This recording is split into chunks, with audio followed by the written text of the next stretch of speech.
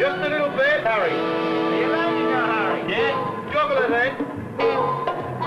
Right, forward, please, Monroe. Hold it, hold it.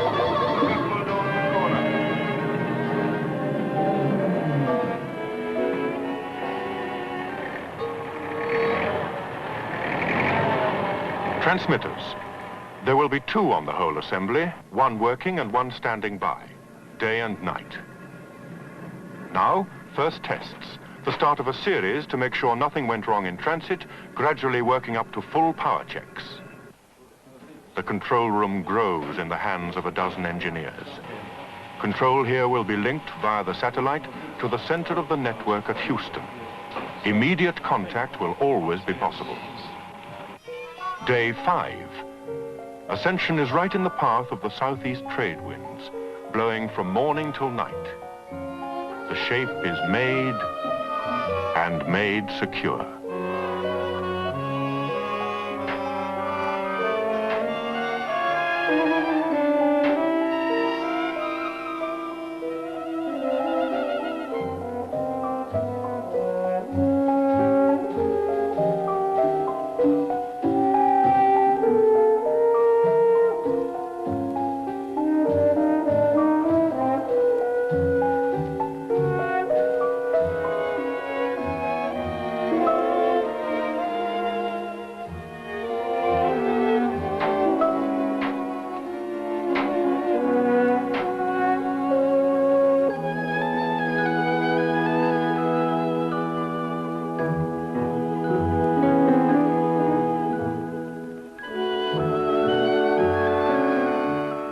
At Cape Kennedy, 50 astronauts are in training for going to the moon or beyond.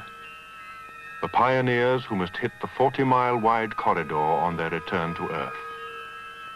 For if they do not, their capsule will shoot into orbit round the sun and be lost in space forever. On this day, the launch of another Saturn 1B rocket. It will be the second stage of the one which goes to the moon, yet it is still twice as big as anything fired before.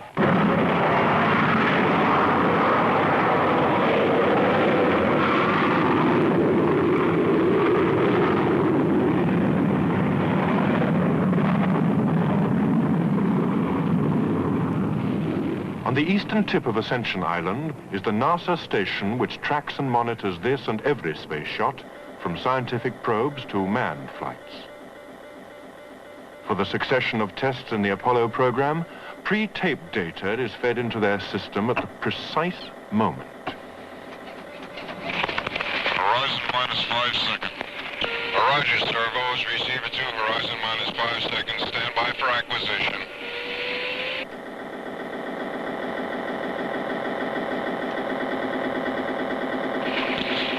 Acquisition track.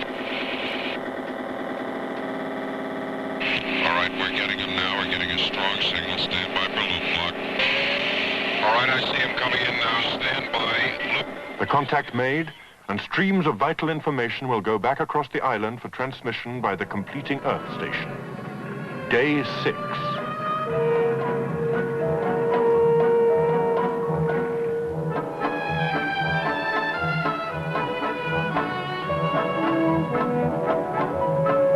Don't let the wind catch you. No, I just want to come across the touch, Johnny. Okay. How's it look from underneath, Johnny? All right, looks fine here. Okay, hold it, Monroe. You okay there, Harry? Yes, okay. Okay, Harry. I Yes, can't see okay. now. Can you Okay. take it from there? Okay. We've certainly been in some odd places together, but the job here's going fine. At least the weather's good, not like it was in England when we put the station up there for the first time. Only 3 months ago it was. Day and night then, we worked in all kinds of weather, ironing out the snags, making sure it all fitted.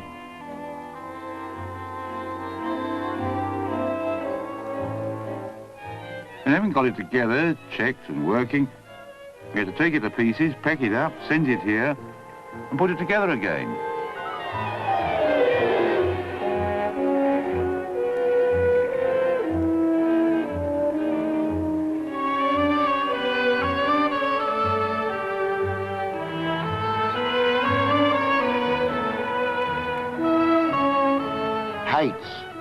On this job, you must have a good head for heights. You've got to look after the other fellow. It was much harder in England than it was here. It was a bit of a job getting everything to fit, doing so many modifications to the job. And not only that, the winds and weather were really terrible. Sometimes we felt like spacemen ourselves. All the clothes we had to wear. Weather, design, time, all linked together. You can't put up petals if the wind is 60 miles an hour, and if the petals aren't up, you can't make the electrical checks. So you do not know what modifications may be needed. Engineers sat down together week after week checking progress, deciding on changes, working 18 hours a day, and somehow, in spite of the weather, keeping it on schedule. Now, 6 months later, day 7 on Ascension, even here, gentle rain greets the completion of the dish. Keep it coming. Day 8, a lot still to be done. And until the motors and all their controls are installed, the only way to turn the dish is by hand. Right, you're coming up now then.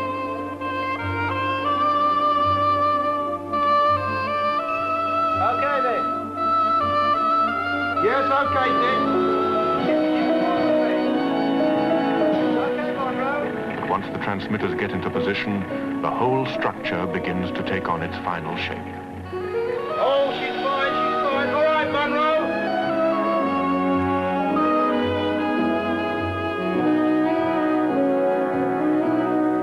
When it's finished, a great feeling. We like to go out and have a beer up. This afternoon, you know, we just started turning the turnaround mixer around and somebody started up the aerial. Come on, then.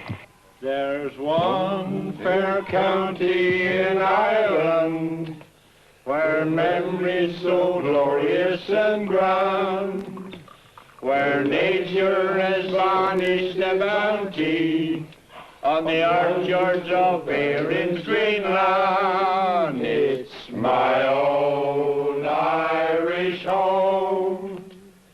Far across the foam, although I've often left it in foreign lands to roam, no matter where I wander.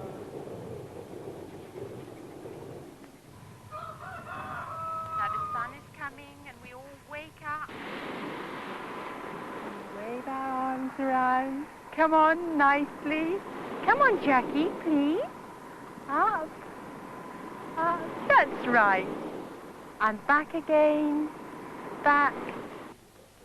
Well, we're now getting down to the basic electrics of the system. All the control mechanisms which get the aerial pointing in the right direction and stay pointing to within a minute fraction of a degree. But we have reached the stage where we can begin to call it a station and not a project. Checks and more checks. Power supplies, like the transmitters, in duplicate, should anything go wrong with the first, the second coming in automatically. The arteries of the system, the cables, carrying the complex of information to and from the aerial, to control what it does and to let the engineers know how every bit is working. The veins of the system, hundreds of intricate wires and printed circuits, thousands of transistors, and the latest micro devices where you get a dozen transistors in the space of one. The station grows within, and outside looks nearly ready for moon communications. And all around, the island's bleak trachyte and lava seem to sense its purpose.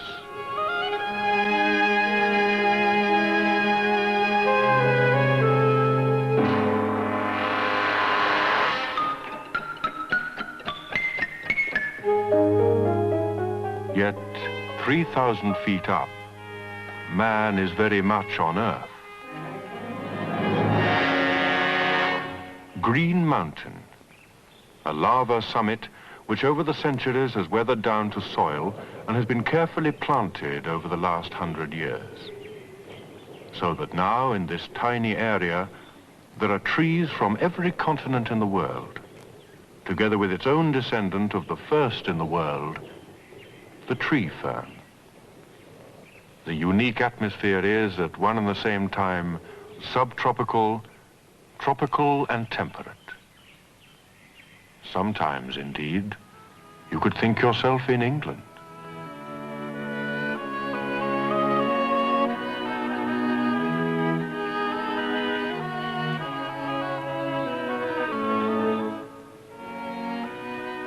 I've been here now about 9 years. Though there are a lot of problems in growing things up here, I still find the whole project fascinating. We can easily get salads, milk, some fresh meat and potatoes. All kinds of things grow wild up here, like ginger and guavas. But we have to be quite ruthless with them, otherwise they just take over. But it's marvelous to hear a bird's song and feel grass under your feet. The Navy started the farm in about 1840, when they were the only people on the island. They laid out the water catchments, which have been the island's main source for about 80 years. They also brought in the first donkeys and then abandoned them. We use a few for work. But a great number still just roam the island, grubbing up whatever dried vegetation they can find down in the bleakness of the rest of the island. Okay, let's try joystick control now. Okay, Jim, are they clear on the aerial? Yes, all clear on the aerial. Right. Now ease it forward. Okay, yeah. Yeah, it's coming down. Slowly. 70. Down, 70. Yeah, okay. Now in azimuth. Yeah, okay, it's moving in azimuth, all right.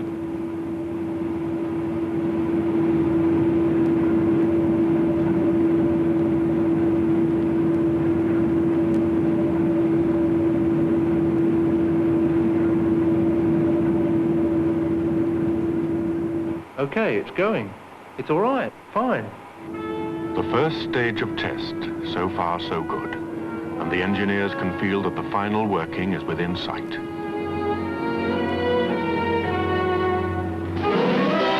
The final stage when the station is sending and receiving the complex of information for the spacecraft via the latest and biggest satellite, now undergoing its checks in a laboratory 5,000 miles away. The mosaic on its outside is 12,000 solar cells to give it power from the sun during its life in space. At least 3 years at a height of 22,000 miles. Target position for the Ascension station. Day 21. Next test, tracking. Okay, foresight coming up.